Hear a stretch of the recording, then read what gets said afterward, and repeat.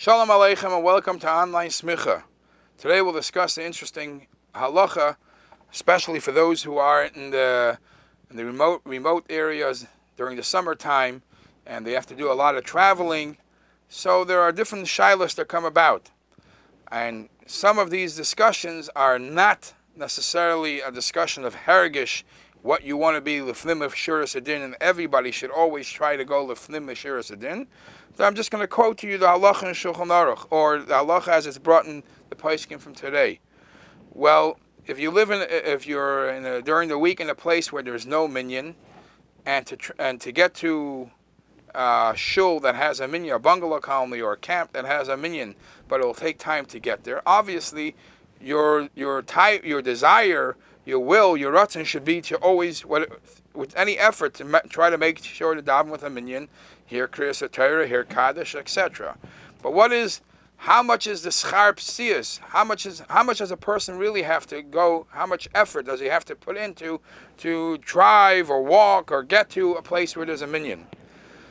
So first of all, in the Sifrei Drush, there's a discussion. Once we spoke about schar psius.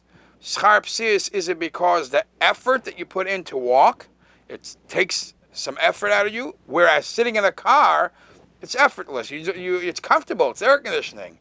So in the Sifrei Drush of today, they have a discussion if there is schar psius sitting in a car.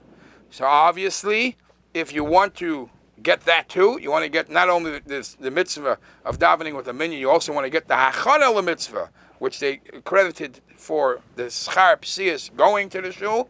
Then it's best, preferable if it's walking distance and you walk. And this itself, there's a discussion in Achronim if the schar psius is specifically for mitzvahs tefillah, mitzvahs going to shul, or does it even apply in every other mitzvah? Some say that for whatever reason, we find that this is strictly associated with going to shul, that there is the schar psius. So there is a psak din from Rav Yashiv. It's brought in Sefer Tefillah Kilchasa that he says that if the distance from where you are to get to the shul where there's a minyan will take you to walk 36 minutes, you have no obligation, no more chiyuv to walk. You could now get into a car and get there. If, however, you're the type of person that you usually don't go anywhere by car, and this will take a little more than 36 minutes, so according to Rav Yashiv, you won't even have to get, halachically, you wouldn't have to get into a car and you could daven b'yechidus. Obviously, nachamo, this is the dry halacha, lefnai lefnim mishuras adin. Everybody puts in every effort, knowing that there's somewhere where you could get a minyan, that you should be mishtatev b'minyan. You'll be missing out on so many more inyanim, kaddish, kedusha, baruch hu, etc.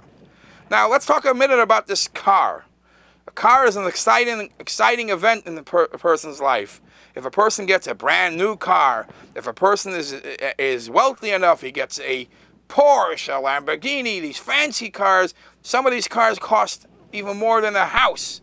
Now the question is, halachically, what is the status if you get a car, and an expensive car, a new car, should you say Shehecheyanu? So, to make a long story short, originally in the Mishnah, it says that either you buy a house, or you buy even kelim chadashim, even brand new kelim, utensil, things that will create happiness in your house. You have to make a bracha. Other Rishonim brought and said, excuse me, it's mashma from the Gemara in Erevin that we eliminated the bracha of Shehecheyanu only, and we only say it on a davar haba mizman lazman, something that you always have, sort of the concept of tainug tmina ene tainug. So something that you get from time to time, you make a bracha, but not for kelim, etc. La halacha, we know that for whatever reason, again, this is a long discussion. On a beged, we do make, on a beged chadash, again, you have to learn those halachas to know which is considered a beged chadash, aguf miskaseboy, that just on something small and something that doesn't create happiness, you can't. On a new shirt, you could. but a certain begadim which qualify as part of the halacha criteria of what you can make a shehecheyanu, you do. For kelim chadashim, la halacha we paskin that you don't. So a car, as expensive as it may be, you don't. And what could you do? Obviously, you're excited about it. So some poskim actually say, and it's brought from the Debretziner in the Baron Moshe, that a person buys an expensive car unless he paid for it cold cash. He has debts and he has loans for it years and years. He's never happy until the loan is paid for. And even somehow he came across a bundle of cash and he bought the car, I can't be machalik anymore. So we don't make shehecheyanu on kelim. But if you do want to be misameach and you want to say thanks to Hashem, so it's similar what some people do by a house. When you buy a house, it's also not necessarily in this kabel you make a shehecheyanu. But you don't make a shehecheyanu, but it became a minig or a din that you make a Chanukah sabayis. You make a Chanukah sabayis and you say divrei Torah, and that halachically has a status of a sudas mitzvah. So the bracha of shehecheyanu l'merais, that even the Tzemach Tzedek holds that that's a bracha of reshus, we don't say it freely too often, and we don't say it in kelim. You could say, we know that you do say it in the Beged Chadash. So if you want to put on a Beged Chadash and also have on mind your car, it's a good one. But just to make it on this fancy car that you bought, it's mashma from the Sifrei Acharayim. That's not what we do. Shehecheyanu, please join us again next week.